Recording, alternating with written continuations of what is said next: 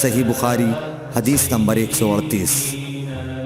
نبی کریم صلی اللہ علیہ وسلم سوئے یہاں تک کہ آپ خراٹے لینے لگے، پھر آپ نے نماز پڑھی، اور کبھی راوی نے یوں کہا کہ آپ صلی اللہ علیہ وسلم لیٹ گئے پھر خراٹے لینے لگے، پھر آپ صلی اللہ علیہ وسلم کھڑے ہوئے، اس کے بعد نماز پڑھی۔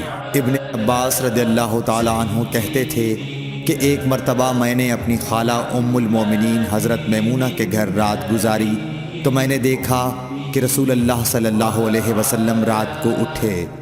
جب تھوڑی رات باقی رہ گئی تو آپ صلی اللہ علیہ وسلم نے اٹھ کر ایک لٹکے ہوئے مشکیزے سے ہلکا سا وضو کیا۔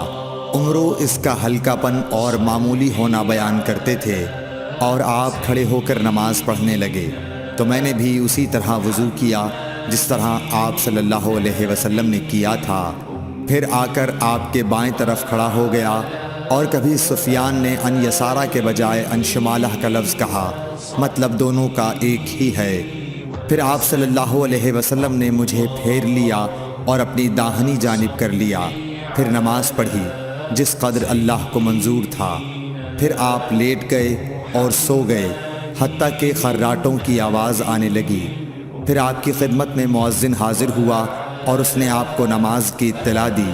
آپ صلی اللہ علیہ وسلم اس کے ساتھ نماز کے لیے تشریف لے گئے، پھر آپ نے نماز پڑھی اور وضو نہیں کیا۔ سفیان کہتے ہیں کہ ہم نے عمرو سے کہا، کچھ لوگ کہتے ہیں کہ رسول اللہ صلی اللہ علیہ وسلم کی آنکھیں سوتی تھیں، دل نہیں سوتا تھا۔ عمرو نے کہا، میں نے عبید بن عمیر سے سنا، وہ کہتے تھے کہ انبیاء علیہ السلام کے خواب بھی وہی ہوتے ہیں۔